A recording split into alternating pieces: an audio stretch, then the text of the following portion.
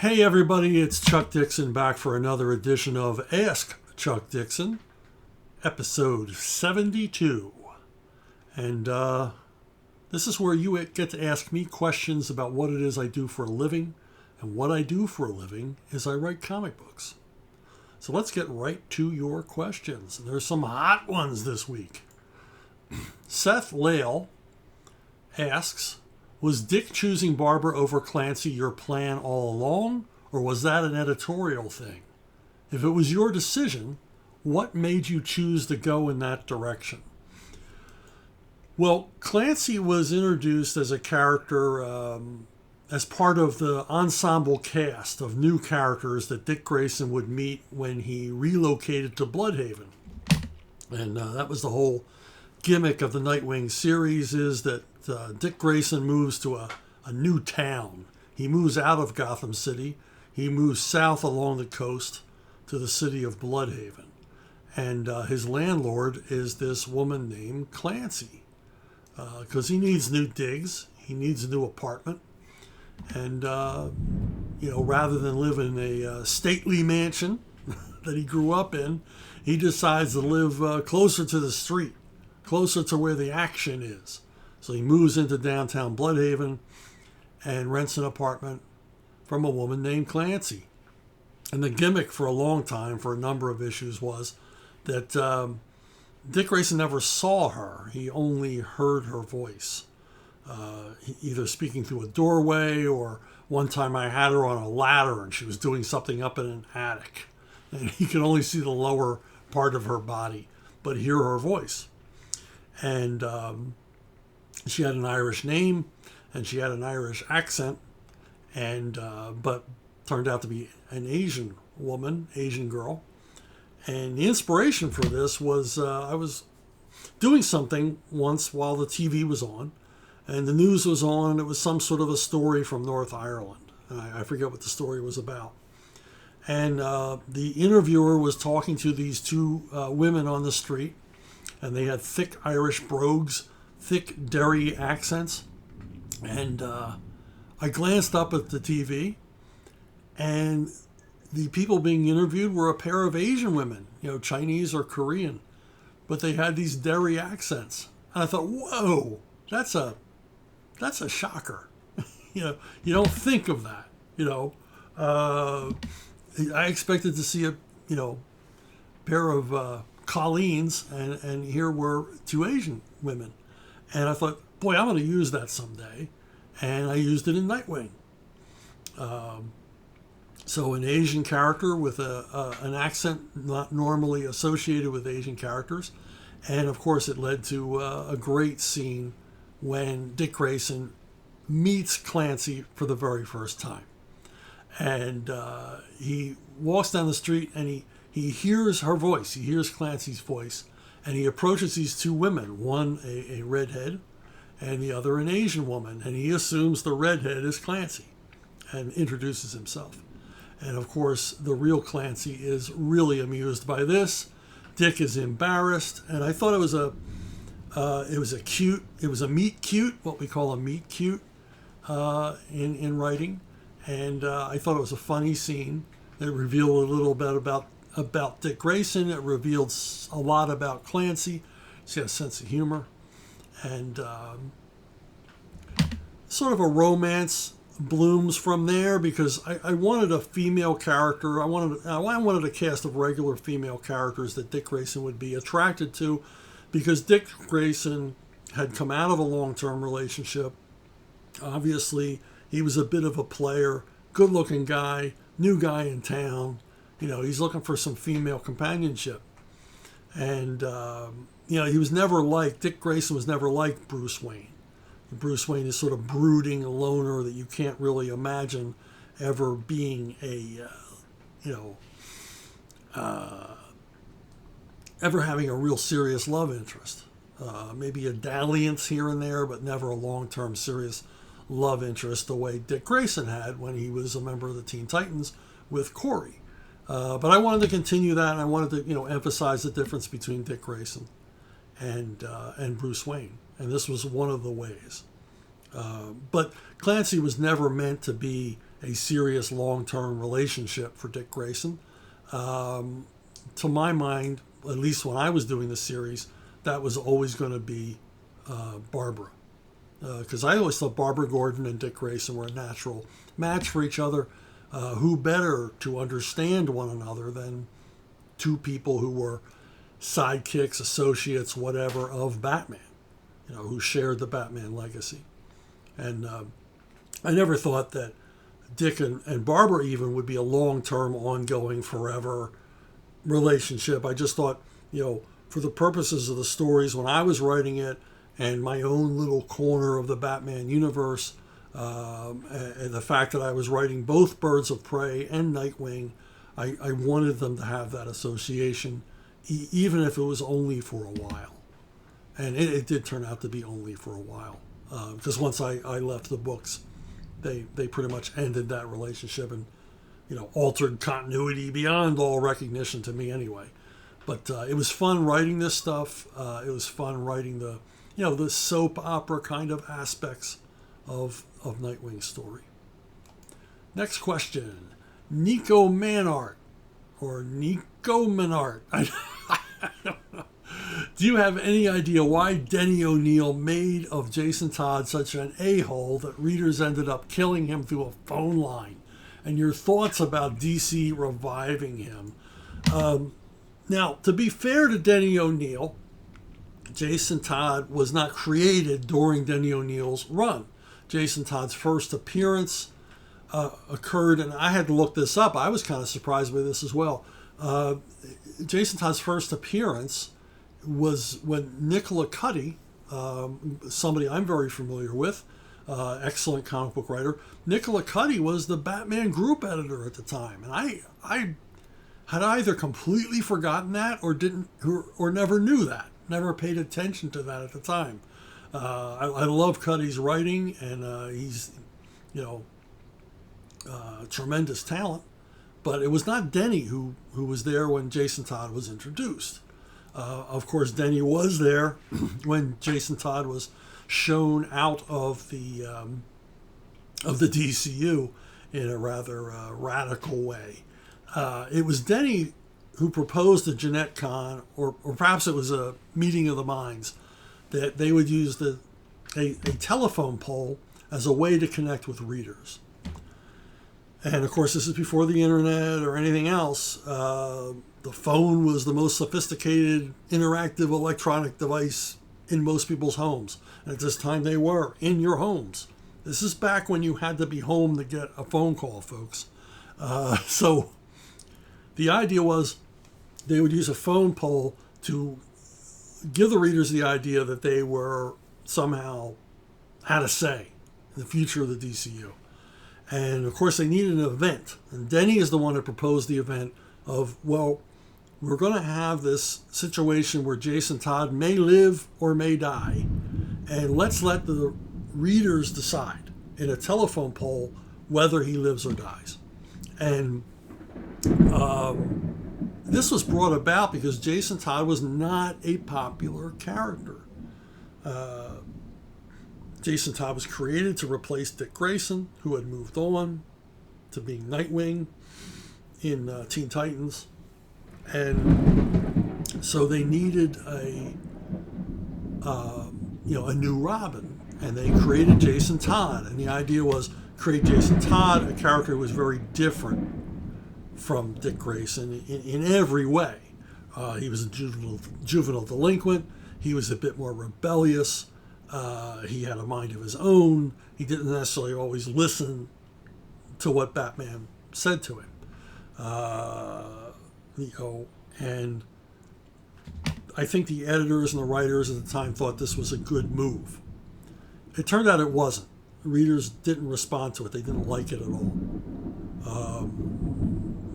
They didn't like this much of a change in the character, did not respond to Jason Todd. And the letters that were coming in, and this is back when people wrote fan letters to the comics, were majority negative about Jason Todd. And more importantly, sales began to slide. And Jason Todd was obviously the reason. And so they decided to let the readers decide, and I think they pretty much already knew the outcome, whether or not Jason Todd would die in the Death in the Family event. And as history tells us, yes, he died. Now, Denny, when I came on board to do Robin, help grow Tim Drake as a character, Denny and I had a lot of discussions about this, and he brought up Jason Todd and said that regretfully, Jason Todd didn't catch on. He said that sometimes a character gets away from you. And under Denny, they had tried like a soft reboot of Jason Todd, which I thought was actually very good. But still, there was the basic problem of his background as a juvenile delinquent, a former criminal, someone that Batman was trying to reform. And readers didn't like that. And I think the reason why is because most comic book readers couldn't identify with a character like that, a sort of antisocial character like that. They didn't. They liked Batman and Robin as a parent relationship, a father-son relationship, which it is at heart. And they didn't like the idea of the recalcitrant son. They wanted a sidekick, a partner who was more loyal to Batman, who saw Batman more as a mentor. And so, because Denny had said this and told me this, I took it to heart, and looked at what probably caused Jason Todd's failure with the fans to catch on, and thought, well, let's move Tim Drake. Now, of course, Marv Wolfman and Alan Grant had already established a lot about Tim Drake. It was up to me to build on that, and so I went in the opposite direction of Jason Todd. Tim Drake was not brash or reckless or rebellious in any way. He took the job of being Robin very seriously. He was self-effacing. He wasn't always all that sure of himself. At the core, I remember telling Denny that, after I'd done quite a bit of thinking about Tim Drake, I said, Tim Drake is the kind of Robin who, if he knew he was in over his head, would call 911. In the end, he would have to intervene because the cops wouldn't get there on time, but his first instinct would be to call for backup. He wasn't a natural like Dick Grayson, and he wasn't the brash, reckless character that like Jason Todd was. And I think because of that, because this was a character that the readers could relate to more, who seemed more like them, they responded to Tim Drake in a big way. And the three miniseries and then the monthly that followed were highly successful because of lessons learned. The lessons that Denny learned from the failure of Jason Todd to catch on as a fan favorite, and then the lesson, and passing those lessons down to me, as well as the foundation for the character laid by Marv Wolfman and Alan Grant, who obviously had done a lot of the same kind of thinking that I was doing about, how do we make this character different from Jason Todd.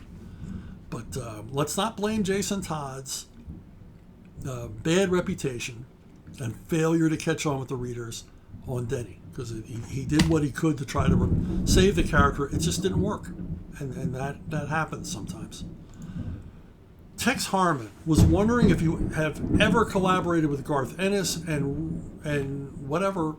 I don't understand that part, but did you ever work with or talk to Steve Dillon before? No, I never collaborated with Garth Ennis on anything before. We seem to work inside the same wheelhouse. Our Venn diagram overlaps quite a bit, but no, we've never collaborated. I did, however, get to work with Steve Dillon. I did a mini-series for Epic based on the role-playing game Car Warriors, and Steve Dillon was the penciler on that. with Phil Winslade on inks. I mean, they were a hell of a team, and I enjoyed writing this.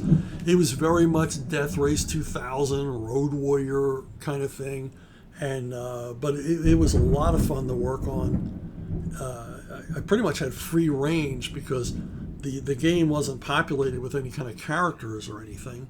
It was mostly about the cars, and so I was given carte blanche to invent, my own race and my own characters and all the rest of it, as long as it made reference here and there to elements included in the game. But it was a lot of fun. The most fun for me was creating a character, this family driving around in an armored station wagon. They were named the Wysockies, and they were pretty much the Simpsons, if the Simpsons were homicidal. And but a lot of fun to work on, and Steve Dillon, of course, amazing artist, and embellished by Phil Winslade, just a tremendous inker. I was in heaven. It was a lot of fun to work on, and the closest I've ever come to doing any kind of a 2000 AD thing, getting to work with these hardcore Brit artists. But lots of fun. Thomas Arvanitis. Have you ever visited Europe? If so, what were your impressions, good and bad? I'm writing from Greece. I never got to Greece. When I was in high school, they offered school trips over Easter break to Europe. And, for a few $100, you could spend 10 days in Europe. You'd go with a bunch of your fellow students from your school, and a couple of your teachers sign on as chaperones. And the first place I went to was Germany. I spent 10 days in Bavaria and Austria. So we were in the southern part of Germany in the Alpine region, and it was a blast. Just had a great time. I'm a nut for castles. Have been ever since I was a kid, and we saw lots of castles. We saw Neuschwanstein, the fairy tale castle that Ludwig II built. It was never a wartime castle. It was a decorative castle. That large building there is mostly taken up by an opera house. Ludwig II was a big patron of Richard Wagner, and a lot of Wagner operas premiered here in this castle. But really cool castle right out of a Disney movie. I preferred Salzburg Castle. It sits above the city of Salzburg. It's a real medieval fortress castle with ramparts and an oubliette full of water, and all the battlements, and there were even a couple of catapults and things like that there on display. But this is a castle that held forth against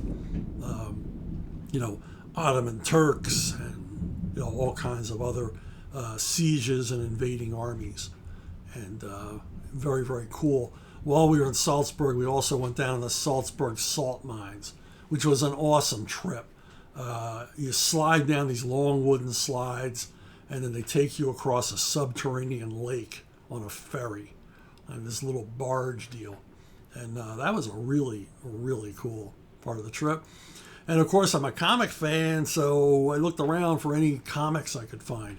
I already knew about Asterisk, and I don't know how I knew about it, but I knew the character existed, and I picked up every German language Asterisk comic that I could find and brought them home. Bought some other German comics by Rolf Kauka and artists like that.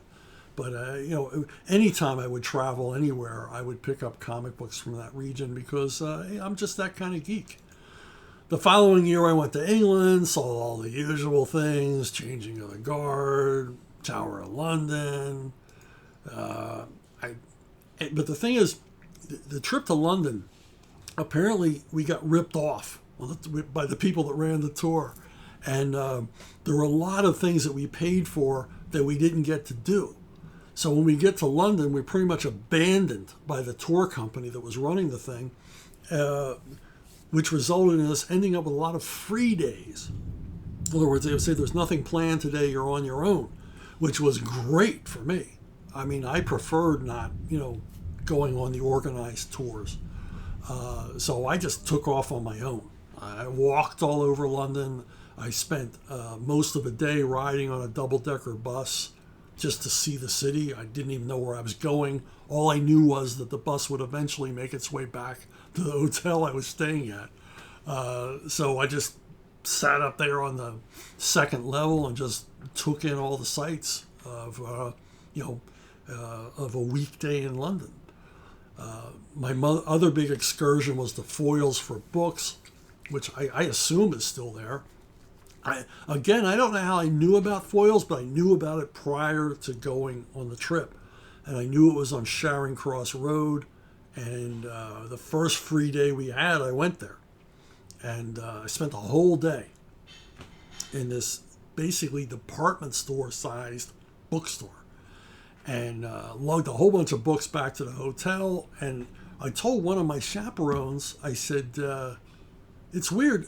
It was all hardcovers. And he goes, well, the paperback store is across the street. Didn't know that. Went back the next day, spent most of that day going through the paperback store and, again, lugging a whole bunch of books back. I think I left clothes behind in England to make room in my luggage for all the books I bought. Just major book shopping spree. And again, I bought comics. I bought a bunch of British war comics, those little pamphlet type comics, like Commando and War Picture Library and stuff like that. And I'd never seen them before, and I bought a stack of them from a newsagent and brought them home as well. Plus, a few of the comic book weeklies. This is in the years before 2000 AD, so it was mostly war and adventure and soccer comics, football comics I brought home. But I dug them. Like I said, everywhere I went, I would buy comics. So my impressions of Europe are great. I mean, everybody was terrific. The only problems I ran into in Germany was the Vietnam War was still going on at the time. And some of the young people, tried to confront us because we were Americans.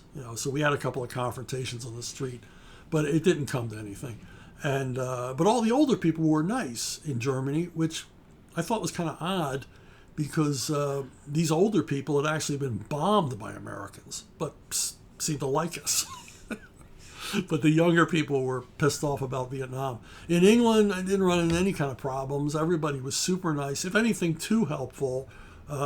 If you stood on a London, I don't know, it's probably not this way anymore, but if you stood on a London street and opened up a map, you're looking for someplace, there was no end of people who would try to help you. They would know that you were a foreigner, new to the city, and offer all kinds of help and suggestions and everything else. So I had fun on both trips, but sadly, the only two times I went to Europe were in my high school days.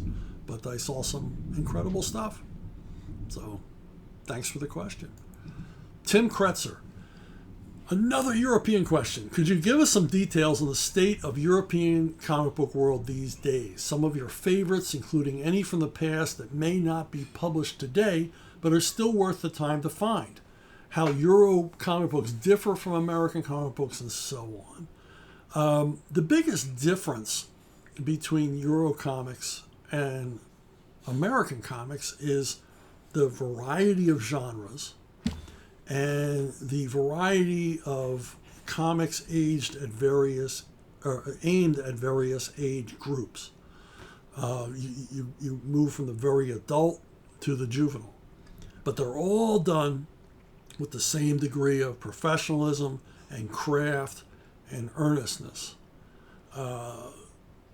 In general, European comics are superior to American comics and have been for a very long time in the elements of craft and story and all the rest. Appearance, printing, they're just a better product, which is sad because we invented the comic book. You think we'd be best at it in the world, but other cultures have adopted the comic book and improved on it. One of the reasons for this is because Europeans' first exposure to American comics was American comic strips. And the work in the comic strips were, better than the comic books. Newspaper comic strip artists, the successful ones, were much better paid. I mean, they were better paid than Hollywood stars, and they were household names. Alex Raymond, Milton Caniff, Al Cap. These were, millions of readers saw these, and there was a fortune to be made in the comic strips, and they were syndicated overseas as well. And the stories were more sophisticated. The art was better than in comic books. Comic books were a low-tier, low-brow entertainment vehicle that were seen as primarily for children. Adults read newspaper strips. There was no shame in it, but most adults didn't read comic books because there was a stigma that they were for, they were either for kids or morons. Unfortunately, this view was shared by a lot of comic book publishers who thought that comic books were for children or idiots. And, that's reflected in the work. So you had people basically slumming to work in comics. A lot of the comic book creators in the 40s and 50s didn't respect the medium. They were hoping to go on, to illustrate for magazines or write for magazines or write for newspapers or write novels. Comic books were not their final destination. And so they didn't put the effort into it. And the publishers, like I said, the publishers looked down on their own audience. They appreciated the dimes they were spending on the comics, but they didn't really regard them as sophisticated. They were an audience that they could exploit. And this wasn't true in Europe. Because they had come off of, their influences were the American newspaper strip, which were more sophisticated, more elegant, better crafted than the comics. Their comic books, or graphic albums, or whatever you want to call them, have a higher degree of intelligence, earnestness. I mean, I'm not putting down American comics, but American comic books are sort of, until recent years, are sort of in their own ghetto that they couldn't get out of. Where if you, tried to, if you had any pretenses to art or literature, your editors would crush you. They wouldn't allow it. This wasn't happening in Europe. They allowed comic books to be, their creators to have full artistic expression and not have their work diminished, and have it presented in more attractive formats than a comic book, on better paper, better printing, and all the rest of it. And so, Europe begins to, based on the work of the American comic strips and inspired by it, begin to create their own characters. Characters every bit as classic as the great American comic book and comic strip characters. Like Tintin, Spirou, who's less well known here in the United States, but should be better known. An excellent series that continues on to this day and continues to evolve in the hands of different creators. And of course, Asterisk, which I mentioned earlier, just a fantastic strip that's been available in English for quite a while here, as has Tintin. Lucky Luke, which is now thankfully available through Cinebooks. I think they have almost 80 volumes available. Lucky Luke is a terrific Western humor strip from Belgium. And Valerian, one of my favorites, which is also available in English for the first time through Cinebooks. Valerian is a science fiction strip, science fiction series of graphic novels, and extraordinarily influential as far as its visuals by artist J.C. Mézières. the look of movies like Star Wars and Alien owe nearly everything to Valerian, which came out, a decade before either of those movies were presented, and presented this sort of lived in, used up sort of future. If you look at Valerian comics, you're going to see so much of the imagery which we now associate with Star Wars, Aliens, Blade Runner, things like that. But Mézières was there first. Just a genius at visualizing, futuristic elements and space and sci-fi elements. And I love westerns, so I love the older western comics from Europe. Particular favorite is McCoy, by artwork by A.H. Palacios, about a Confederate cavalry officer, and mostly taking place in the American Southwest, but just brilliant stuff. And of course, Mobius, Jean Giraud, with Lieutenant Blueberry, Western epic, gorgeously realized, just absolutely beautiful, Euro-style Western that's probably not in print in English anymore. I see the volumes that were published in the 80s and 90s going for a fortune on eBay, unfortunately. But Blueberry deserves to be in print here in the United States, as does McCoy, which I've never seen an English edition of McCoy. Some of my current favorites, again, a Western, Sauvage. It's about the French in Mexico under Maximilian, and this is so far into my wheelhouse.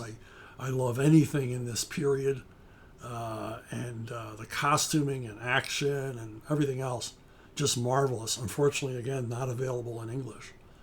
I picked these up through Amazon France, and they're relatively inexpensive, although the postage is a killer.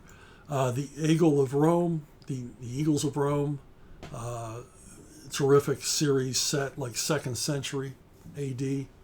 Lots of fights between the Roman legions and the Teuton armies in the forests of Germany. Just really cool stuff. Another series called Angel Wings. It's a World War II set series set in the Pacific Theater. And as you can see, absolutely frickin' amazing artwork. Compelling characters, again, not available in English. Although you can look on Kindle. Sometimes there are Kindle editions available of these series in English. I think Eagles of Rome is available. I have that on Kindle, so I can read it, but I prefer the books. What can I say? Now, as for the state of European comics, I can only look from an outsider's point of view, and I can only judge from what I see published. And I see, if you go on Amazon France or Amazon Germany, you'll see a lot of military history graphic novels. These are hardcover graphic novels, and they're long series. There's series after series. There's one called Journal something, and it's like a what if historical series. What if Lenin had died, that kind of thing, and presenting alternative histories. But there's a lot of these, which one has to assume they're successful. One has to assume the sales are strong, because these are not cheap to produce. They're generally hardcover graphic albums, and the art is, they're intensely researched. The art is well realized. I mean, this kind of artwork costs a lot of money to do, because it's time intensive. It's not like monthly American comics. There's a lot more work put into these pages. And I was on a panel one time, and it was asked, why are European comics better than American comics? And Johnny Romita Jr. was on the panel with me, and he said, well, it's just they're better artists. And I said, no, I disagree with that. I said, if Johnny Romita Jr. was given the time that European artists have, if he was given the budget, if he was given the page rates that European artists have, he would be every bit their equal.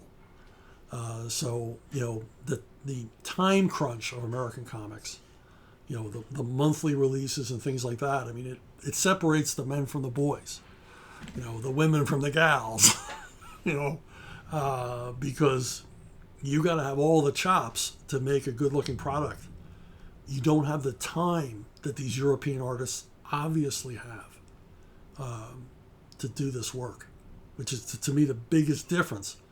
Their writers and their artists are simply paid more. The budgets are higher. I assume it's because the audience for them is larger. I mean, there's 700 million people in Europe. That's twice the number of people in the United States. And they have they're not about superheroes. They're about every genre you can imagine, the same way manga is. And there's a European comic series for everyone. No matter what your interest is, there's going to be a series about it, either in the past or currently running. In Italy, moving on to Italy, Benelli, for me, is the big company. And their two big characters are Tex Willer and Dylan Dog. I've been fortunate enough to be able to write some Tex Willer stories. And, I've said this before, it's the best Western comic ever. And I think Tex has been around for about 80 years. Came around just after the end of World War II. And going strong in various editions, monthly digest comics, big hunk and albums. I mean, and every great artist in Europe currently working has done a Tex story. Also in Italy, you've got Topolino. Topolino is the Italian name for Mickey Mouse. Disney, the demand for Disney material in Europe has been consistent for decades. They stopped producing Disney comics here in the United States for a long time because there was no demand for them. But in Europe, it continued. And the demand was such that even in the 60s, and I only recently learned this, even in the 1960s, the demand for Mickey and Donald stories in Europe far exceeded the demand in the United States, to the point where they had artists and writers at Disney creating comics for Gold Key and Dell here in the United States, but that material wasn't enough to feed the need for Europeans. And so they had Disney writers and artists in the United States creating material for Italian and French and Dutch Disney comics. And eventually the American creators, I mean, that's amazing. Since the 1960s, they reached the point where the American creators could not keep up with the demand. And so, European artists began to take over the writing and artwork. Topolino is a weekly comic that's run for decades and decades. As far as I know, it's still popular. And over that time, they've created tons of new characters inside the universe of Mickey and Donald and Goofy. And, that's kind of astounding when you think about it. The tremendous amount of Disney material that remains unseen here in the United States. Fantagraphics is doing a good job. Some really handsome volumes with artwork by Dutch and Belgian and Italian artists translated into English for the first time. And they're definitely worth checking out if you're into the whole Disney thing. I certainly am. I enjoy reading them. They're written for kids, but they're so beautifully crafted that there's something rewarding there for anybody who loves the comic book medium. Now, my own European connection, other than writing some Tex Willer stories and a few issues of Conan for Marvel Italia,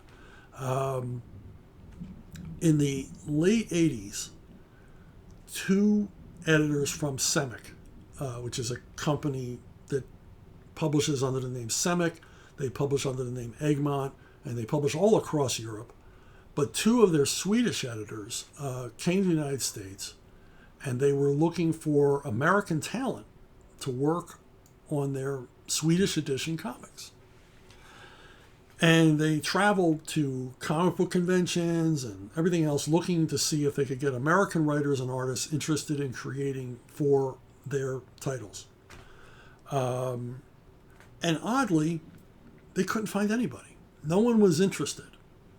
And somehow they visited the town I was living at the time, Lancaster, Pennsylvania, and I believe it was Dean Mullaney at Eclipse had suggested to them that they come to Lancaster and they meet with Tim Truman and I. Truman and I were both living in Lancaster at the same time. And so they met with us and we went out to lunch or dinner, I can't remember which. And I think Tim was interested in creating something for them. But for me, it seemed like this golden opportunity. It was this perfect moment of serendipity because I was just beginning to establish a relationship with a bunch of artists in Argentina. I had become friends with the Villagrans, Enrique and Ricardo Villagran, and they were trying to push artists from their studio to get more work in the United States, which I was trying to help them with. I was getting them some work at Marvel, and I was getting them work at Eclipse, and every other company I worked with, because I loved collaborating with them. And I presented the idea to the Swedes, these Swedish editors from Stanwyck, that I could create new series for them and get the Argentines to draw them. And we could do it all at reduced rates because they would allow us to have the English language rights. In other words, it would be creator-owned properties. And so I could sell these things to Stanwyck for publication in Swedish and then simultaneously shop them around to American publishers and offer them to American publishers at reduced rates. But when you put the two reduced rates together, it was a great page rate for me and a terrific page rate for the Argentines. And it was also allowing them to introduce new Argentine artists into not only the American market, but the European market in places they had never been before. And so I created a number of series that were published by, Apple Comics. They were published by Eclipse. And, it was a really prolific time for me because I didn't have any real regular work. I was still working on Airboy. I was still working on Savage Sword of Conan. And then I was doing odd jobs here and there, but I really wanted to do creator-owned. I really wanted to expand into something else. And so I kind of went wild and just created a whole bunch of different properties. And everything was going great. And the wheels kind of came off with a series called Mad Dogs. And at this point, I'd done a whole bunch of different things for Stanwyck. They even had me working on established strips. I did a story for a long-running private detective series there called Chuck Riley. And that was fun. And I got to work, I got to assign an Argentine artist. I said, well, this guy would be great. I got to work with another Argentine artist on that. But Stanwyck, they specifically said, well, we'd like you to write like a tough cop series. Just a badass, tough cop series. Like 87th Precinct or like a Lethal Weapon movie kind of thing. And I thought, hey, yeah, I'll do that. So I wrote a very 80s action-oriented cop drama set in Philadelphia because I was familiar with Philadelphia. And I sent it to them and they wouldn't publish it. They said it was too violent. And I said, but this is what you asked for. You asked for 87th Precinct. You asked for Lethal Weapon. This is what I guess I went a little too James Ellroy on them, and they would not publish it. And a few years later, I met a Danish editor from Stanwyck, and I told him this story. I said, well, why wouldn't they publish it? And he just shrugged and said, Swedes. So I don't really know what that means. Apparently, if I had taken it to him, he would have published it. But I didn't explore it any further. But Stanwyck, I was able to get even more work for people that I knew than than things I was writing on, because Stanwyck continued to publish comics based on American comic strip characters like Secret Agent X9, The Phantom, Steve Roper, Kerry Drake, things like that. And so I was able to get Enrique Villagran work on Steve Roper and Kerry Drake, which he was very happy with, and he did a hell of a job on them. And Stanwyck was very happy with his work. And on The Phantom, they had asked me if I wanted to write some Phantom. At this point, my slate was getting full. I was starting to get more Punisher work. I was hired onto Alien Legion, and so my schedule was filling up, and I wasn't that big a Phantom fan. But I said, well, I have a friend who's a big Phantom fan, and he's a professional writer.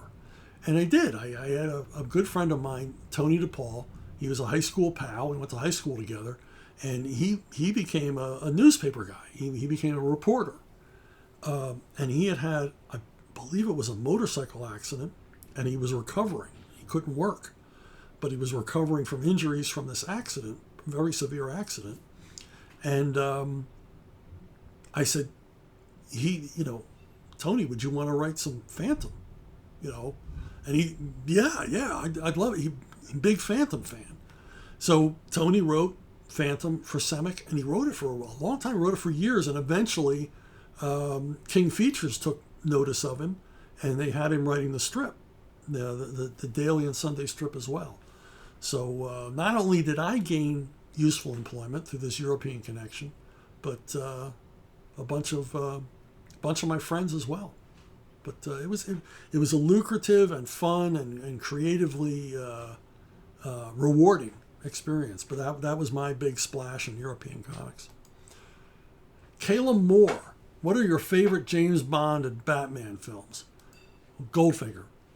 Goldfinger for me, without a doubt. There's no even close second choice. And I have a theory that the first James Bond movie that you see will always be your favorite, because it's your first exposure to the franchise. And Goldfinger was my first. The first one I saw. I saw it I saw it on first release. And so I was 10. And made a huge impression on me. And it made a huge impression on the world, too. It was an enormously successful Bond film that sort of set the tone for the rest of the franchise. You had the amazing pre-credit sequence, which would become normal for the films. And Connery was at the absolute peak of cool as James Bond. You had a terrific villain, the best James Bond villain ever. Auric Goldfinger is petty, vindictive, nasty, ruthless, and a genius. The center crime in Goldfinger is the greatest crime of any James Bond movie. Because, let's face it, half the James Bond movies are about a stolen nuclear device and finding it. Auric Goldfinger had his own nuclear device. And the idea of attacking Fort Knox, not to steal the gold, but to irradiate it, is genius. It's absolute genius. And he does this in order to make his own reserves of gold worth more money. That by irradiating Fort Knox, he becomes the richest man in the world because of the devaluation or increased value, the devaluation of American gold, because it can't be touched for tens of thousands of years, and the inflated price of his own holdings. And it's got, great touches, the really gruesome death of Jill Masterson at the beginning of the film, which gives Bond sort of the emotional thrust. I mean, he's personally angry at Goldfinger and wants to take him down. And then the traps and twists and turns, the scene on the laser table, amazing stuff. And all of this made a huge impression on me as a kid. Mostly what made an impression on me was a hero. Here was the hero of the movie who killed without remorse. He just killed people and just lit another cigarette.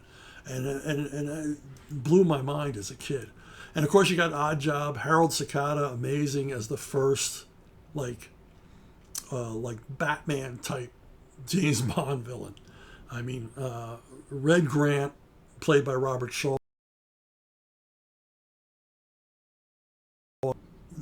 not as, gimmicky as Oddjob was with the killer hat.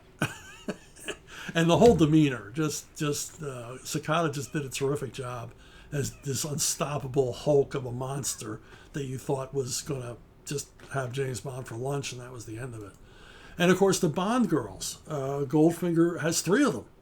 You've got the bad Bond girl, Jill Masterson. You got the good Bond girl, I can't remember the character's name.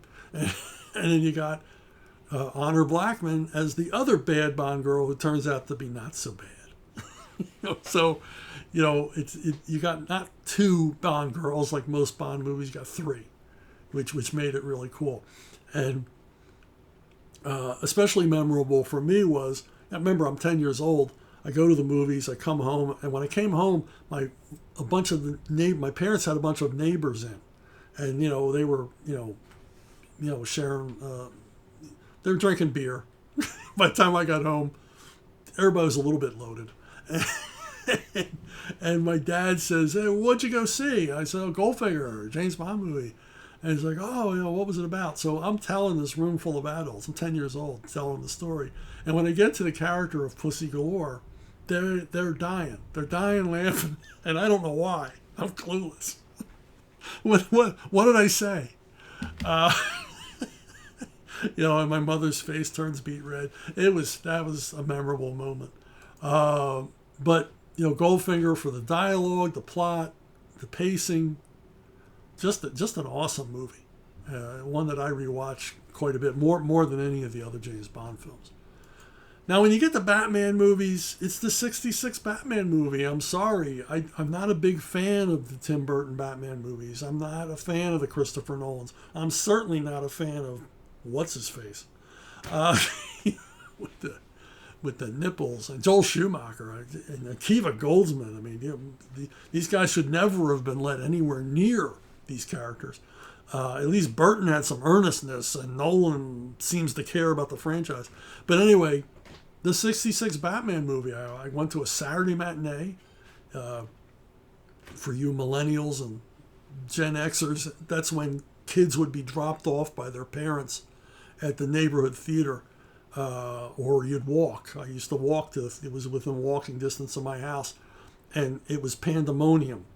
It was all kids. I never saw an adult at a Saturday matinee, and I went every week when I was a kid, and it was nuts. It was an asylum. It was screaming and yelling and kids chasing each other up and down the aisles and throwing jujubes and popcorn at the screen.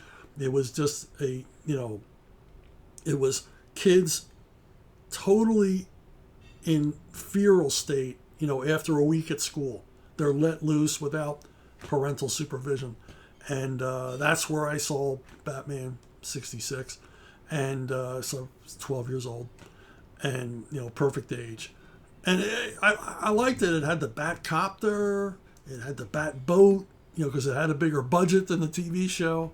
And it had all the villains, The only downer was Julie Newmar wasn't Catwoman. Lee Merriweather did okay, but, it's a real pleasure in this movie to see, these three ham-bone actors, Gorshin and Burgess Meredith and Cesar Romero, trying to steal the scenes from each other. I mean, just going over the top and never coming back. And, of course, it's just great to see all the classic Batman villains together, plotting, the downfall of the dynamic duo. The other thing I remember from that day was it was a double feature. Now, I had to explain what a Saturday matinee was. A double feature was two movies. You went to the movies, you saw a couple of cartoons, and then the first feature, and then the second feature. Well, the second feature came on, and most of the kids left. They came to see Batman. They really didn't give a damn about the next movie. But I stayed, because I never walk away from a movie. If there's a movie playing, I'm sitting there till the end credits roll. So, next movie was Big Hand for a Little Lady. It's an unusual choice for a children's Saturday matinee. It's a Western, but it's about an epic poker game. And it's basically a con man film. Think The Sting, set in the Wild West. And I loved it. I loved it. I still love it. It's a great movie if you ever want to check it out. Joanne Woodward, Henry Fonda, Jason Robart. Just a very cool movie with a lot of surprises in the storyline. Very well written. Okay. Ivan or Ivan Lopinov. Hope I got that right. Why did writers of comics stop using first-person narration captions and thought bubbles and only rely on dialogue in terms of exposition and protagonist voice over instead of showing every character's inner thoughts to introduce or reintroduce us to readers without relying only on action and dialogue? The thought balloon was, it was a way of showing the inner workings of characters' minds. It's a shortcut. Stan Lee used it a lot. I mean, everybody used it. They used it in comic strips. They used it in comic books. And it was sort of, like I said, a shortcut into what this character's thinking or, humor counterpoint or whatever. The most famous comic book thinker or comic strip thinker is Snoopy. Snoopy never talks. His inner monologues are known only to himself through thought balloons. Now, Stan used thought balloons because he was working in what's known as the Marvel method. What it really is the Stan Lee, Jack Kirby method, where Stan would write a plot line. Depending on the artist, it could be a detailed plot line or just a few concepts strung together in 3 or 4 paragraphs. Then it was up to the artist through the characterization, pacing, figure out how the story moved along and things like that. And Stan would often use the thought balloons, not just for inner monologues like he did with Spider-Man a lot, but also use it to clarify action.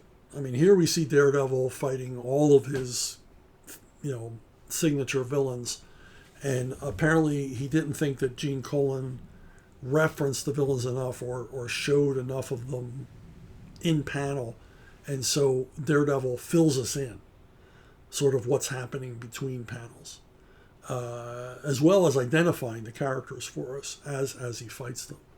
So Stan here is sort of using thought balloons to aid transition, make the action clearer. Nothing against Gene Colan, but it's tough when you hand an artist an idea and then he comes back with pages and you're like, wow, what are they saying? what do I do here? I've got to put words on this. What words do I put on? It's a challenge. Stan was always up to it, though. Not my preferred way of working. But here he's using thought balloons as a tool to clarify the action as well as give us a look into Daredevil's mind. Now, first-person narration and its evil twin second-person narration sort of came into vogue in the 70s, where it was, used to the point of distraction. Some writers really began to think that comic books were about them, and they wrote, insane amounts of first-person narration. And like I said, second-person narration, which is where the writer is addressing the main character. You are an unenviable heap of, swamp muck. You are this, you are that. It's a nauseating form. It was used to death in the 70s by the more pretentious writers out there. But plenty of pretentious writers found pretension in first-person narration as well. And, basically my entire career is a reaction to these kind of comics where it's yak, yak, yak, yak, yak, and the writing drawing attention to itself. I'm an invisible hand writer. I just want you to read the story. I don't want you to go, hey, he's clever. I want you to read the story. I want to let the artist drive the story visually. I want the words there only to serve the forward thrust of the story. Only enough words to enhance the artwork, not get in the way of it. So this kind of stuff I had no use for. But I did use first-person narration depending on the character. I never use first-person narration with Batman because I don't think we should ever know what Batman is thinking. I think Batman should always be enigmatic. So I never wanted to write internal monologue stuff for Batman, or a number of other characters that I wrote. But Robin, because it was Tim Drake, because he's a new character, because readers were curious about him, because we didn't know him yet, I would use first-person narration to inform us about him. He's basically telling us about himself.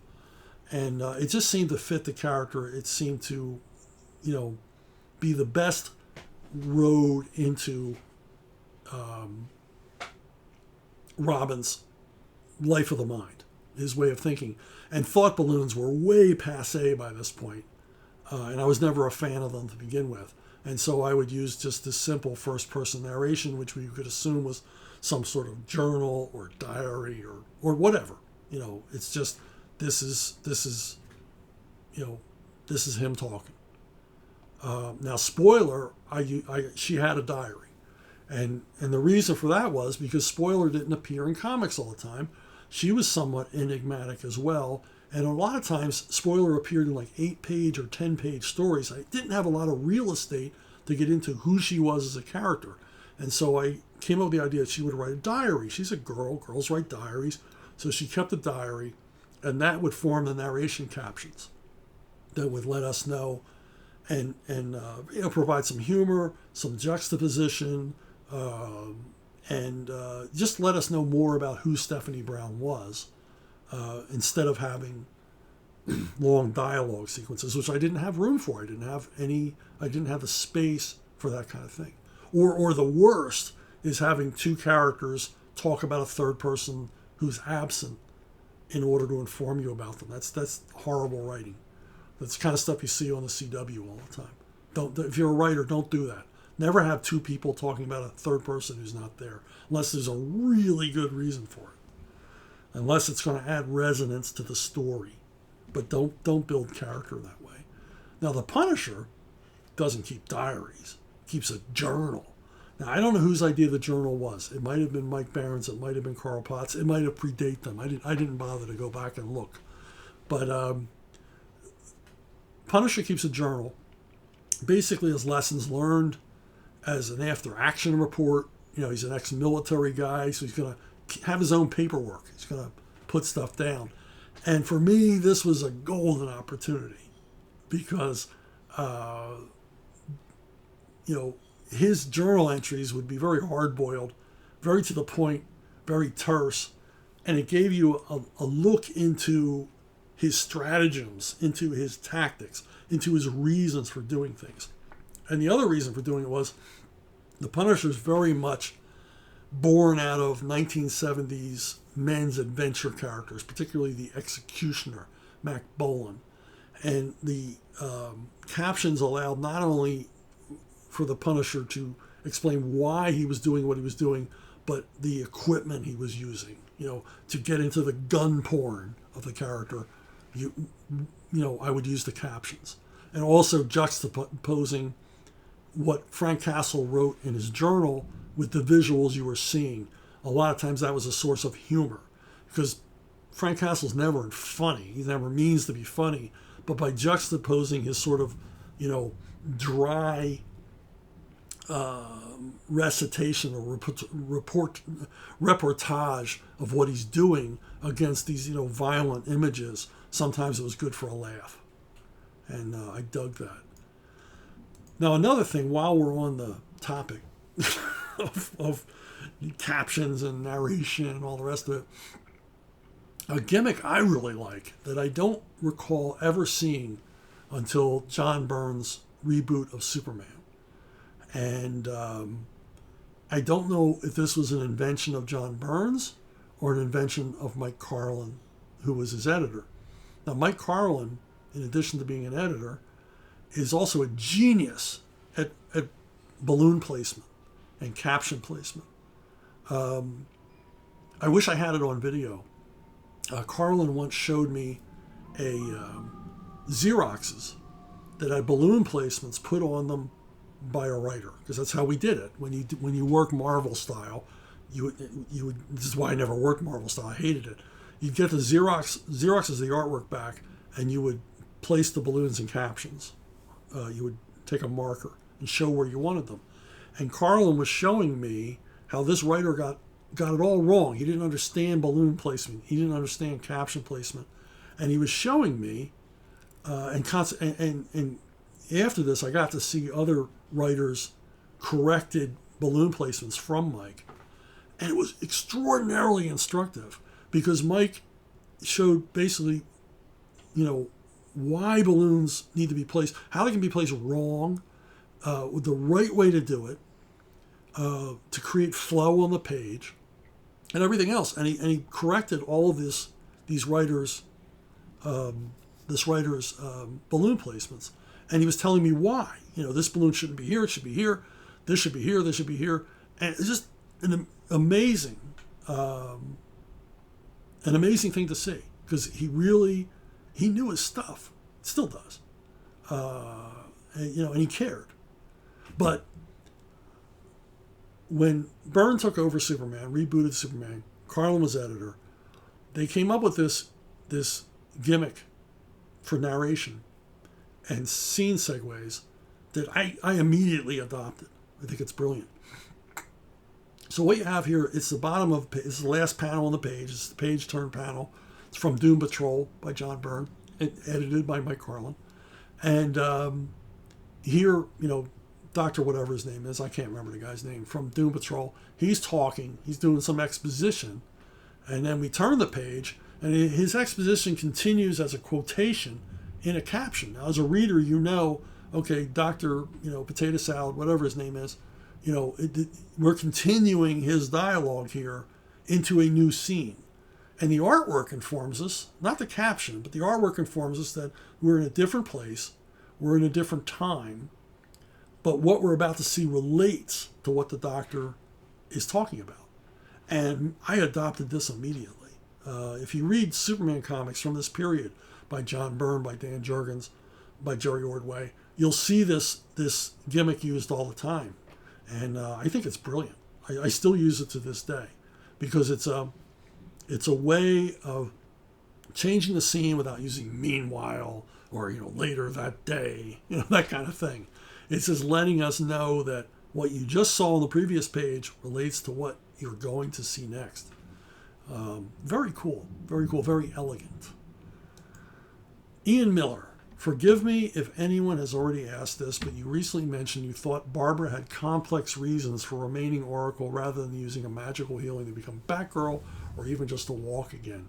Do you think there should have been a story leading to her being healed eventually, or do you think she had a better future as Oracle?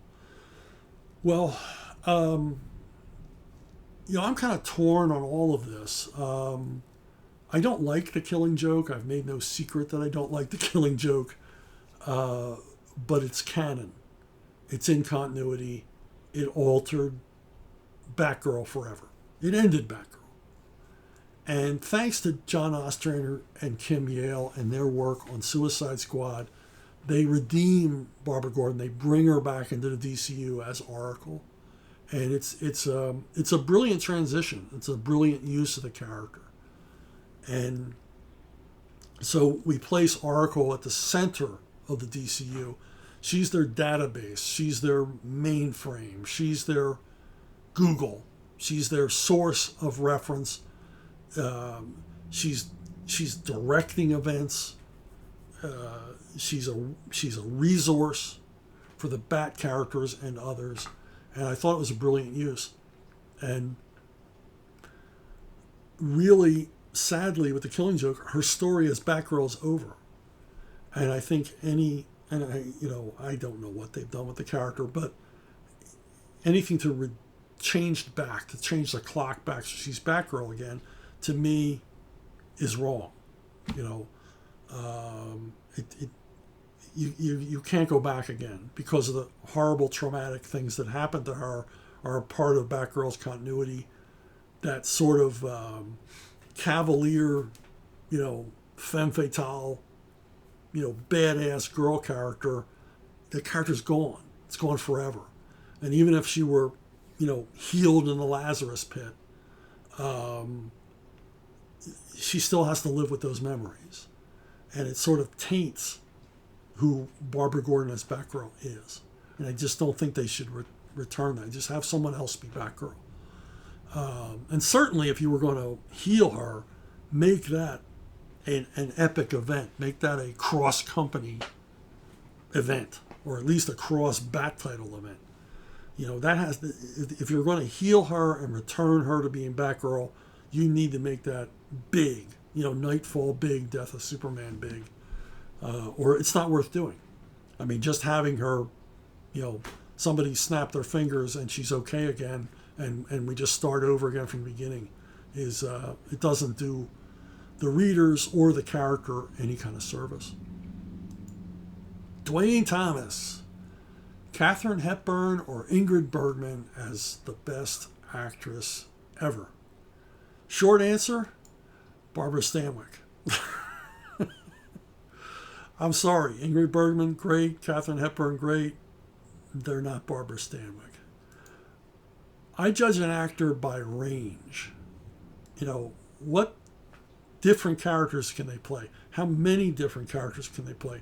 How deep into a character can they get? How much can they invest themselves in an entirely different person and make you believe it? And no one comes close to Barbara Stanwyck. She was in every kind of movie imaginable and always owned it. You know, light comedies. I mean, here she plays a dippy socialite in The Mad Miss Manton, and you believe it. You know, this kind of clueless 1940s version of a Valley Girl type character. Totally buy it. Here she plays a shoplifter alongside Fred McMurray in the awesome Christmas movie Remember the Night, and you believe it. She's down on her luck, shoplifter forced to steal in order to get enough food to feed herself during the Great Depression. Ball of Fire, she's a gangster's moll, fast-talking 1940s wise-ass character who's going to help Gary Cooper write his dictionary on American slang. And she's funny and irreverent and, you know, just great lighthearted fun. Christmas in Connecticut, one of the greatest romantic comedies ever made. She plays a sort of Martha Stewart type character who is revealed that she's a phony. Everything she writes about has nothing to do with her real life. But she has to pretend over a Christmas holiday that the life she writes about, this imaginary life she writes about in the magazines, is real. And she has to create a family and everything else over a weekend in order to fool her boss, Sidney Greenstreet, the editor-in-chief, the publisher of her magazine. And she's terrific in this role. She's funny and alluring, and it's a great romantic comedy, and just a lot of fun to watch. Her greatest comedy of all, and for me, her greatest performance, in Preston Sturges's The Lady Eve. She's a con artist who basically grifts clueless, wealthy bachelors, eligible bachelors. And she's whip smart, and she's ruthless, and she preys upon Henry Fonda, who is utterly clueless. Fonda was great at playing this sort of these, amiable dopes. And she just sort of latches onto him. But unfortunately, she falls for him. She falls for the big lug's charms. And one thing leads to another. Accusations are made. And she changes from being in love with him to hating him and wanting revenge. The most incredible thing about this movie, not only from the writing standpoint, but from Stanwyck's performances, is that her character arc is interrupted twice in this movie. It's not she doesn't go from A to Z. She goes from, I'm sorry, what did I do that for? She goes from, A to W back to, M. It's her motivations change 3 times in this movie, and she makes it seem natural. The writing helps. Sturgis was a genius, but she just makes this natural transition from predator, the con artist, to woman in love, to woman who wants to get even. And it's genius writing, and it's a genius performance, and it's one of the best screwball comedies of all time. Again, as tough as she could be on screen, she was believable in Sorry Wrong Number as a helpless victim, of this psychopath coming to kill her and warning her over the telephone. No one will believe her, but she pulls it off. She made a lot of tearjerkers. In Stella Dallas, she was the ultimate mom. Big,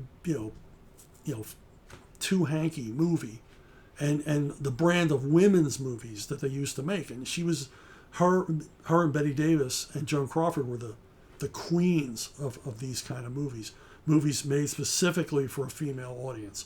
They were soap operas, they were sudsers, they were women's pictures, and she's terrific in even the more noirish ones, like The File on Thelma Jordan. And of course, we get to noir, and she owns that genre as well. Stanwyck is amazing in Billy Wilder's reimagining of James M. Cain's novel, The Postman Always Rings Twice. I'm sorry, Double Indemnity. I'm getting my movies mixed up. Double Indemnity, in which Barbara Stanwyck lures insurance salesman Fred McMurray into a scheme to collect on her husband's life insurance, by murdering the old guy. And she is cold as ice in this movie. She's the perfect embodiment of the character that James M. Cain created in the novel. McMurray's brilliant too, and Edward G. Robinson's amazing in this movie. But Stanwyck owns it. She just owns this movie. Now, here's one that Ingrid Bergman and Katharine Hepburn could never do. Stanwyck is in a series of westerns. She was a regular in western action films. She was in like 10 or 12 of them, beginning with Annie Oakley.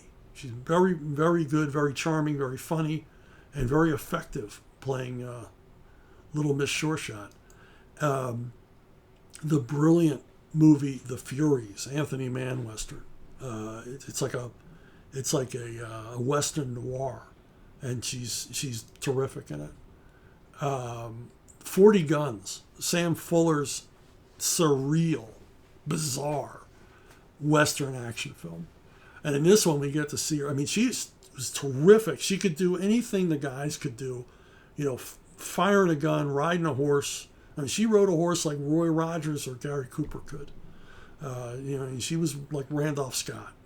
She could do it all, and it was all totally believable. Lots of stunt work and everything else. People ask me, who are your favorite tough guy actors, your favorite tough guys from the movies? Barbara Stanwyck always makes the list. She was as tough as the tough guys. Another one, The Violent Men. She is a bitch on wheels in this movie. It's a Glenn Ford Western. That's Brian Keith in the foreground. And she is just a nasty piece of work in another, quite noirish Western. Also Edward G. Robinson. And of course, in her 60s, she was the lead in The Big Valley. A TV Western was popular at the time. And again, riding horses, shooting guns. She wasn't just sitting in a chair telling everybody else what to do. She was in the action with everybody. There's a terrific episode where it's her and Bruce Dern alone. Bruce Dern at his most psychotic, and Barbara Stanwyck at her most resolute, traveling across the desert, and who's going to come out alive at the end. And of course, it's always going to be Babs.